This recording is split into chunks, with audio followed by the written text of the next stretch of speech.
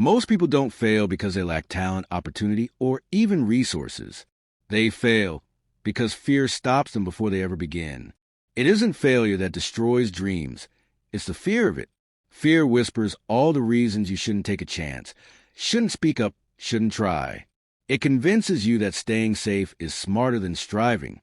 Napoleon Hill, in his timeless study of success, identified the real enemy.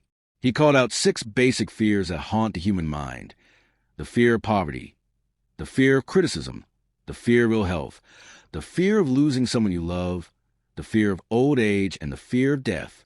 These fears don't announce themselves loudly.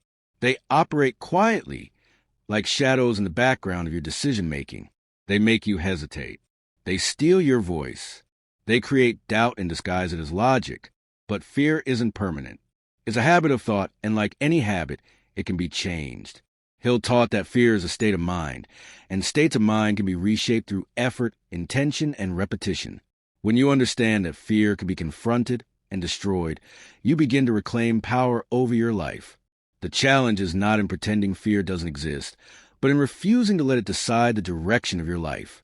With the right tools, faith, decision, action, environment, and belief, you can expose fear for what it really is: a thief of opportunity.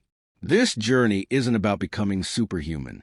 It's about becoming bold enough to keep moving, even when fear tries to stop you. Once you learn to face it, challenge it, and act in spite of it, you begin to dissolve its grip. The war is inside, and it's one you can win. You can't defeat what you won't name. Fear often hides in vague thoughts, disguised as hesitation, procrastination, or excuses. But if you're ever going to conquer it, you have to pull it into the light. Napoleon Hill laid out 6 basic fears that drive almost every failure and stalled dream: the fear of poverty, criticism, ill health, loss of love, old age, and death. These fears aren't always obvious. They wear masks. The fear of poverty can look like playing it safe, never asking for a raise, or staying in a dead-end job. The fear of criticism shows up as silence in meetings, avoiding visibility, or watering down your ideas so no one can judge them. The fear of ill health may lead you to constant worry and overcaution, keeping you stuck in routines that feel secure but uninspired. The fear of loss of love or connection can stop you from setting boundaries or making bold choices. And the fear of aging or death can quietly whisper that it's too late to try something new, too late to dream again. Accurate thinking, as Hill taught, is a practice of facing reality as it is, not how we wish it to be or how we fear it might be. When you sit with yourself and ask, "What am I really afraid of?" you begin to take your power back. Is it the fear of going broke? Of being judged? Of ending up alone? Say it. Write it down. Make it clear, because clarity is the first step to freedom.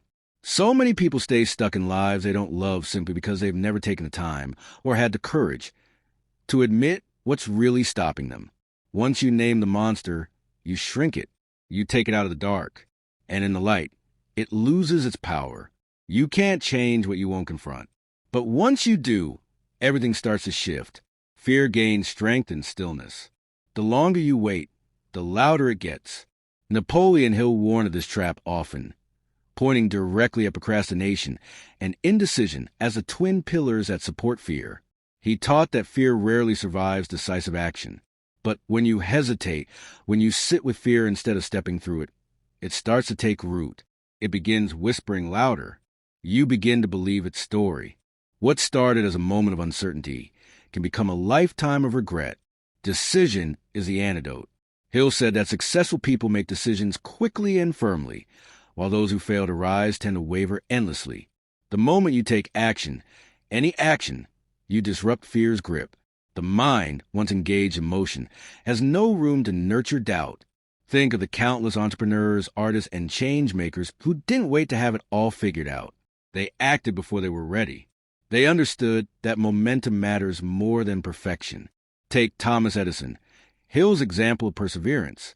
He didn't let the fear of repeated failure stop him from trying thousands of times to invent the light bulb.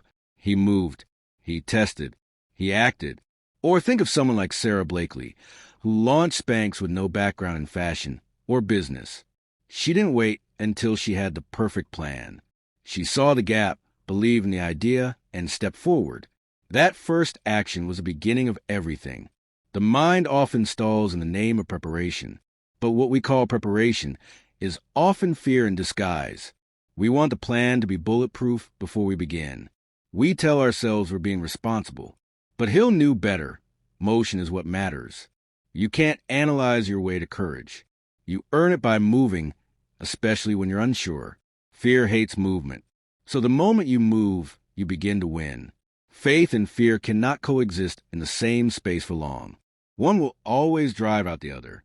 Napoleon Hill's principle of applied faith was rooted in this truth. The idea that when you truly believe in yourself, your purpose, or a higher cause, fear begins to lose its grip. Faith is not blind optimism. It's not wishful thinking. It's action-oriented belief. It's the decision to trust that what you want is possible, even when the evidence hasn't fully shown up yet. And in Hill's view, that trust is powerful enough to move mountains. Autosuggestion, one of Hill's most repeated tools, is how faith becomes real. It's not magic. It's mental conditioning. You feed your mind the right thoughts with such repetition and conviction that eventually those thoughts begin to shape your inner world and then your outer one. If fear is a seed planted by the world, criticism, doubt, setbacks, then autosuggestion is how you uproot it and replace it with belief. You say what you need to hear. You speak strength until your mind absorbs it. Hill pointed to Edwin C. Barnes as a perfect example.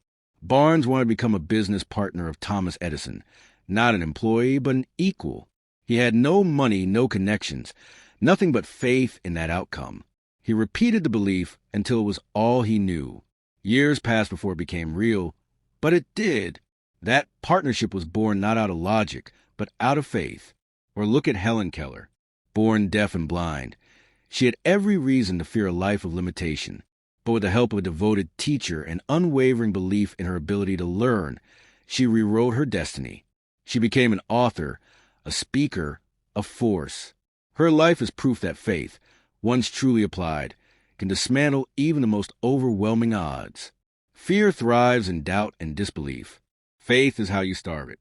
When you apply faith, not just think about it, but live it, you shift everything.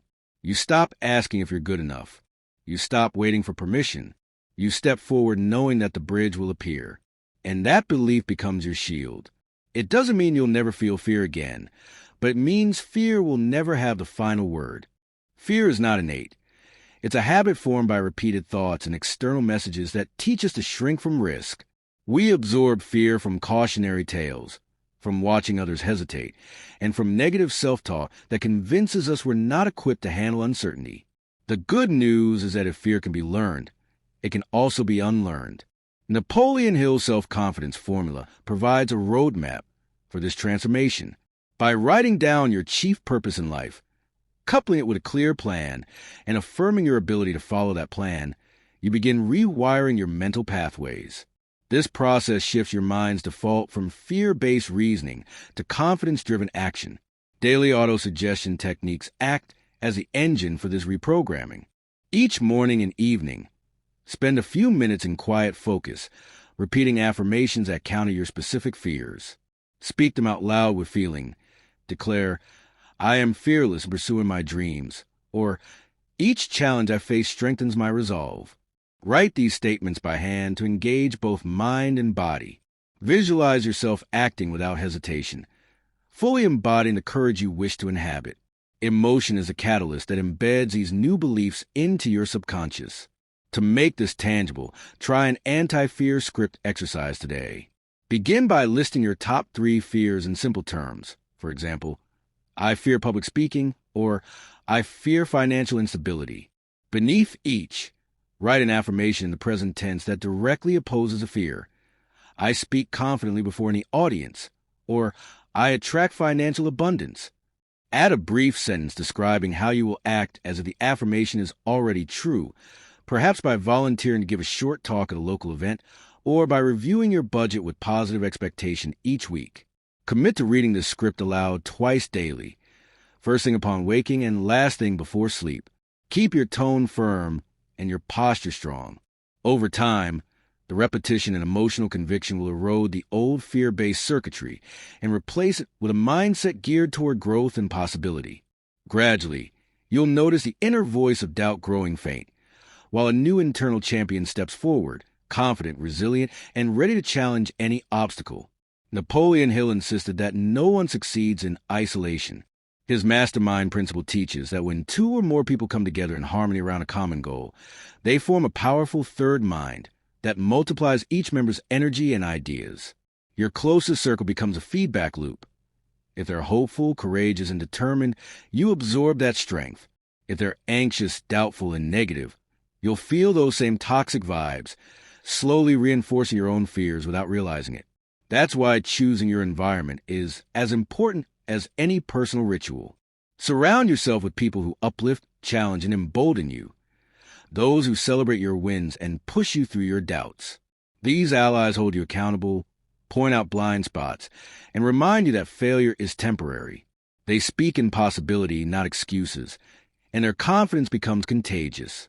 When you convene regularly with such a group, whether the formal mastermind, a peer coaching circle, or simply a few committed friends, you build a safe space where bold ideas can flourish and fear has no voice. Conversely, staying in a toxic environment, filled with chronic complainers, naysayers, or passive bystanders, slowly drains your courage. You start to mimic their doubt, telling yourself that your goals are unrealistic or that you'll never measure up. Before long, you're trapped in a self-fulfilling prophecy of failure. Hill warned that these environments anchor you to mediocrity and must be changed if you hope to destroy fear. Make a conscious inventory of your social circle and professional network. Identify relationships that fuel your dreams and those that dim your light. Then take decisive action. Deepen the former, distance yourself from the latter. By curating an environment rich in faith, enthusiasm, and mutual support, you reinforce your own belief in possibility and ensure that fear has nowhere left to hide. Fear can be a powerful messenger, offering valuable feedback rather than serving as a barrier. When you feel that familiar tightening in your chest or that nagging doubt whispering, "This is too risky," it is a command to halt, is an alert to pay attention. Listen closely. What is fear trying to tell you? Perhaps it's pointing out an area where you need more preparation, a blind spot in your plan, or an outdated belief that needs examination. By treating fear as information, you transform it from an enemy into an ally. Napoleon Hill believed that every challenge carries within it the seed of an equivalent or greater benefit. In other words, adversity isn't a dead end. It's an invitation to grow stronger and wiser. When fear signals you to tread carefully, use that moment to reassess your strategy, shore up your resources, or cultivate new skills. Then move forward deliberately. Obey the insight, but not the panic. Training yourself to act through fear means building a habit of small, courageous steps. If stepping onto a stage triggers anxiety, start by speaking confidently in front of a mirror. If launching a business idea feels terrifying, begin by validating your concept with a single customer conversation. Each deliberate act through fear weakens doubt's influence. Over time, what once felt paralyzing becomes manageable, even routine. Remember, courage is not the absence of fear. It's the willingness to take action despite it. As you accumulate experiences of moving forward in the face of uncertainty, fear begins to lose its power to immobilize you. Instead, it becomes a familiar signal that growth is near. By reframing fear as feedback and choosing to advance anyway, you harness its energy and turn every signal into a stepping stone toward lasting success.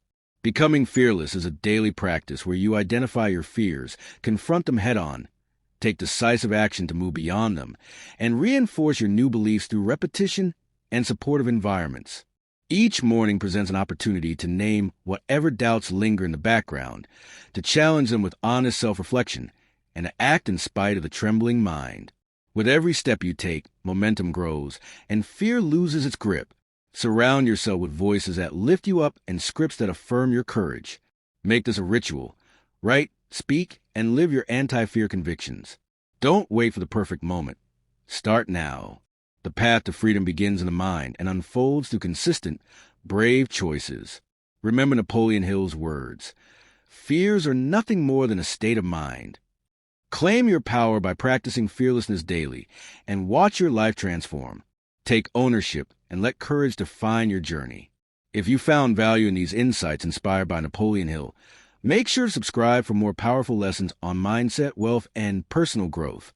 We share timeless wisdom, practical strategies, and motivational content to help you unlock your full potential. Stay inspired, stay focused, master your mind,